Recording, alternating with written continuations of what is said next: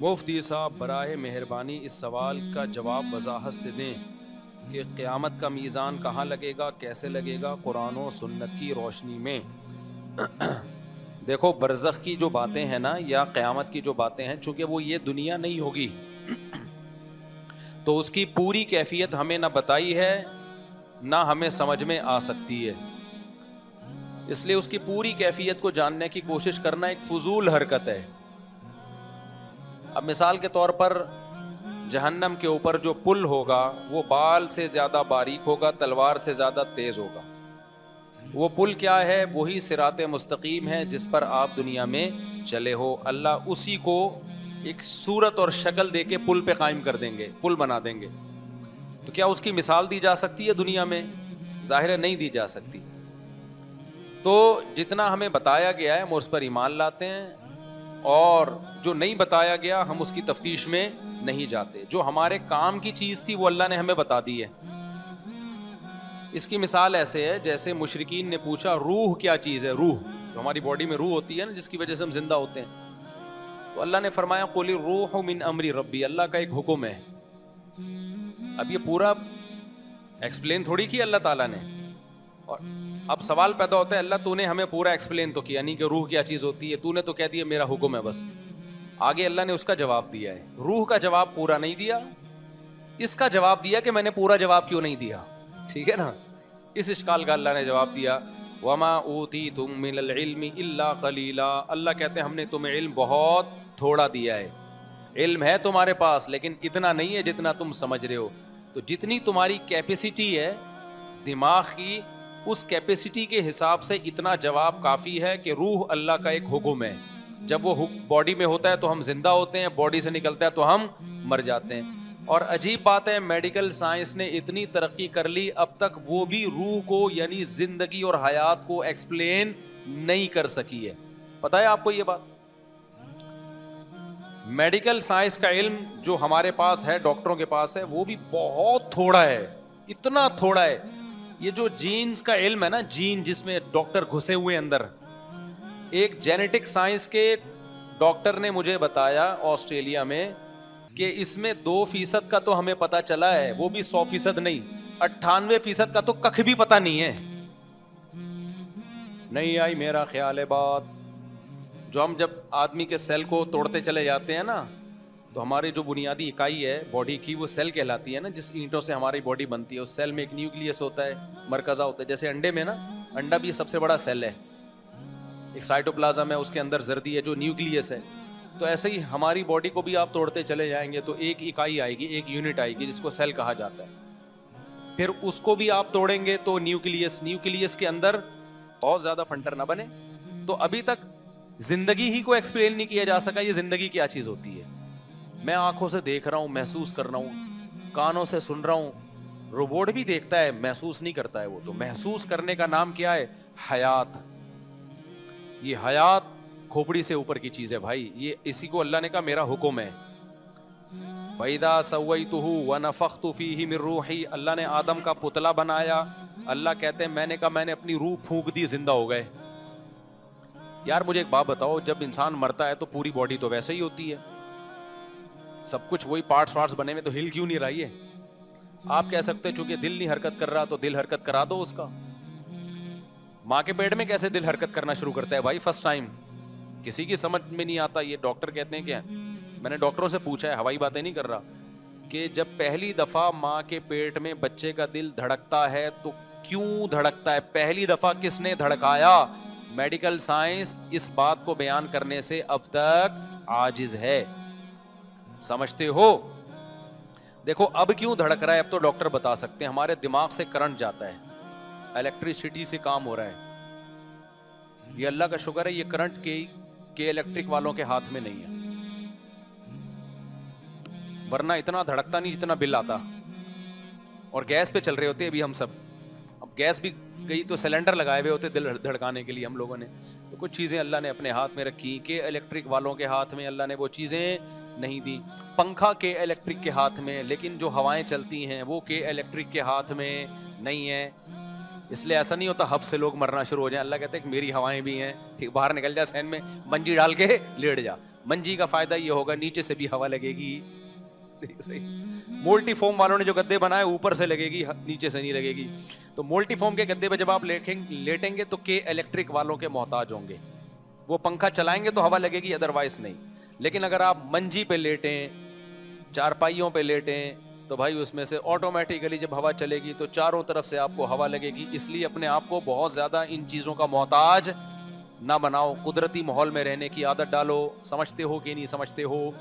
मैं सऊदी अरब में 2 महीने रहा, एयर कंडीशन ही में रहते हैं, मेरा दिमाग खराब हो गया वहां पे,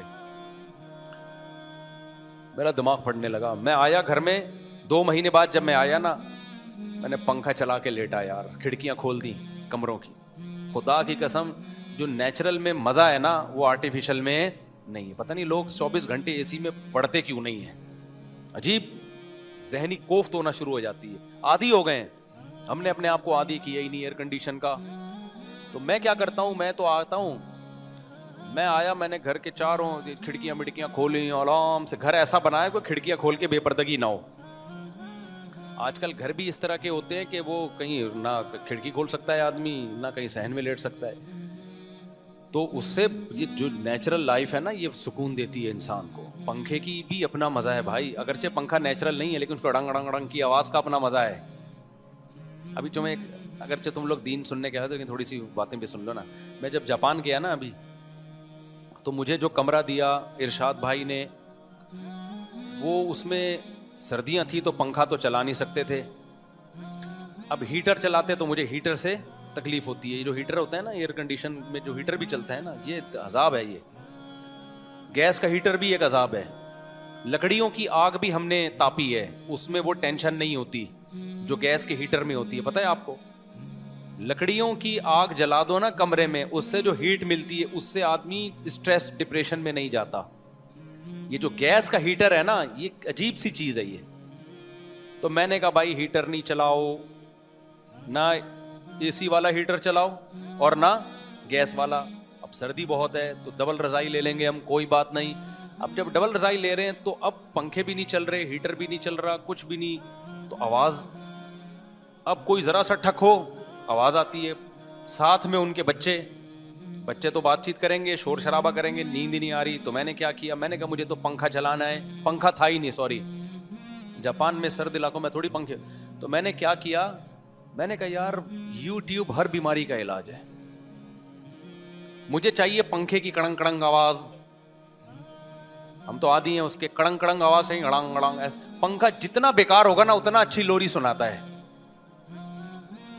पंखा जितना खराब होगा ना, कड़ंग गड़ंग गड़ंग गड़ंग, एक फ्रीक्वेंसी के साथ वो गड़ंग गड़ंग करता है, उसका अपना मजा है यार। बचपन याद आता है, बचपन याद आता है। पहले बड़े आड़े तिरछे पंखे हुआ करते थे ना, गड़ंग गड़ंग गड़ंग घूम रहे होते थे, लगता था ये हम पे गिर जाएगा। और एक दफा मैंने पंखा गिरता हुआ भी देखा है। पंखा ऐसे खड़ा हुआ था, गड़ंग गड़ंग गड़ंग घूमने का भी गिरेगा, वो गिर गया थोड़ी देर में, खैर बच गए हम। तो मैंने क्या किया, YouTube पे लिखा फैन वॉइस फॉर स्लीपिंग, तो YouTube पे आ गई पंखे की आवाज, मैंने लगाया जोर से, गहरी। अब शोर शराबा और मुझे थोड़ी देर ये तसव्वुर होता है कि ये YouTube पे ओरिजिनल नहीं है, लेकिन 5 से 10 मिनट के बाद ना आपको लगेगा वाकई पंखा चल रहा है। तो अब वो शोर भी कर रहे हैं, बातें भी कर रहे हैं, मेरी सेहत, मैं समझ रहा हूं पंखा चल रहा है। ये YouTube पे डाला इसलिए है। और नीचे लोगों के कमेंट्स के, जब से हमने ये पंखा चलाया ना, YouTube गोरों के कमेंट्स थे कि मजे की नींद आ रही। अच्छा, उसमें फिर ऐसी वीडियोस में बारिश हो रही है, बाज दफा बारिश में भी बड़ा सुकून मिलता है। बारिश हो रही हो ना, बिजली कड़क रही है, बड़ी गहरी नींद आती है, नेचुरल है, एक नेचुरल माहौल पैदा हो जाता है। तो मैं तो नेचर से लव करने वाला आदमी हूं, मुझे नेचर से मोहब्बत है, तभी तो शादियां की हुई हैं, मुर्गियां पाली हुई हैं, ये सब नेचर है। तुम लोग को लैंड क्रूजर और ये नेचर नहीं है, रीवो, ये जरूरत है। नेचर ये है कि बकरी का दूध, मुर्गियां, बेगम, बच्चे, पंखे, गड़ंग गड़ंग। गड़ंग भी नेचर नहीं है, लेकिन पुराना जमाना तो याद आता है ना, सही है ना। एयर कंडीशन नेचर नहीं है, कंबल नेचर नहीं है, रजाई सदियों से इंसान, मैं कंबल में नहीं सोता कभी। आप देख ले, मैं जहां भी जाता हूं बोलता हूं भाई रजाई चाहिए। रजाई का एक वेट होता है, सर्दियों में जब रजाई लिहाफ ऊपर लेते हो उसका अपना मजा है, कंबल में वो मजा नहीं है। दूसरा, कंबल में गड़बड़ क्या होती है, वो करंट मारता है, बालों से चिपक रहा है, बाल चिपक रहे हैं, अबे एक टेंशन है। फिर उसके अंदर गर्दो गुबार अटकती है, आपको पता नहीं होता, उसकी सफाई आसान नहीं होती कंबल की, तो कंबल कंबल हो जाता है आपको।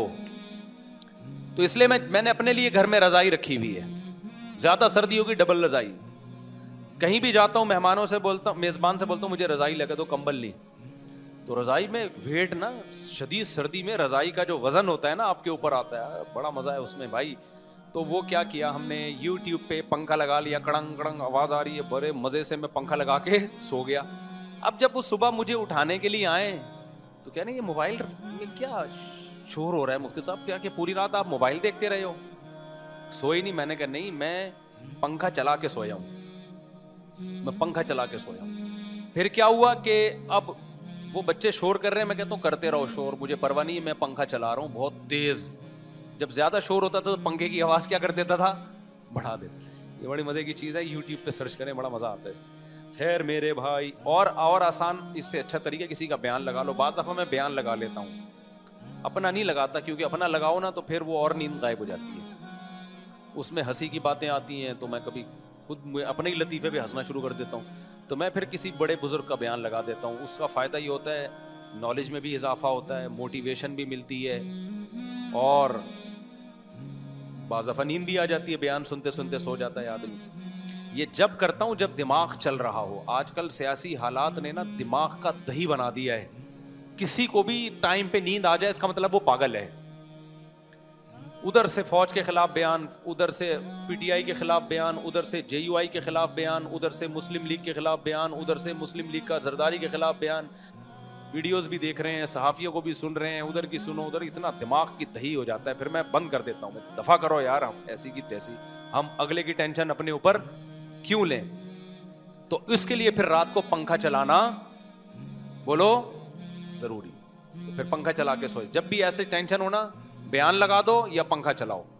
तो खैर कहां से कहां बात चली गई। तो मैं जो सवाल पूछा था कि बहुत सारी चीजें हमारी मेंटल लेवल से ऊपर की हैं, तो हमें आखिरत की जो बातें बताई गई हैं, तराजू भी लगेगा, उस तराजू की कैफियत क्या होगी, ऐसे कोई फरिश्ता यूं करके बट्टे लेके बैठा हुआ होगा तराजू के, या कोई डिजिटल तराजू होगा, क्या होगा ये हमें अब बताया तो क्या। तराजू के एक पलड़े में गुनाह रखे जाएंगे, एक पलड़े में नेकियां रखी जाएंगी। बस हमारी फहम के मुताबिक बात की गई है। देखो तराजू तो ये भी है, जो आजकल थर्मामीटर भी तो एक तराजू है ना, जो टेम्परेचर को नापता है। अब 1400 साल पहले किसी को बताया जाए कि एक तराजू इजाद होगा 1400 साल के बाद, जो बुखार को नापेगा कि कितना है, तो किसी के समझ में आती है ये बात कि बुखार के एक पलड़े में लाके रखेंगे? नहीं भाई, एक जो पारा है ना, पारा, वो जबान के नीचे रखा जाएगा, वो बता देगा। तो अमाल कैसे तोले जाएंगे इसकी हकीकत अल्लाह जानता है। तो अल्लाह ने हमें जो जितना बता दिया हम उस पर ईमान रखते हैं। पूरी कैफियत ना हमें मालूम है, ना हमें इन चीज़ों में पढ़ने की ज़रूरत। जो चीज़ हमारी प्रैक्टिकल लाइफ से जिसका ताल्लुक था उतना अल्लाह ने हमें बता दिया, और आगे हम जाने की कोशिश करेंगे तो अल्लाह ने कहा वमा ऊती तुम मिनल इल्मी इल्ला कलीला, तुम्हें अल्लाह ने नॉलेज बहुत कम दी है। नॉलेज का मतलब कैपेसिटी तुम्हारी नॉलेज की बहुत कम है, उससे आगे बढ़ने की कोशिश मत करो। यही अल्लाह के बारे में भी, अल्लाह अर्श पर है, इल्म और कुदरत के लिहाज से हर जगह है। कैसे है भाई हमें नहीं पता, इसमें हम जा नहीं सकते आगे।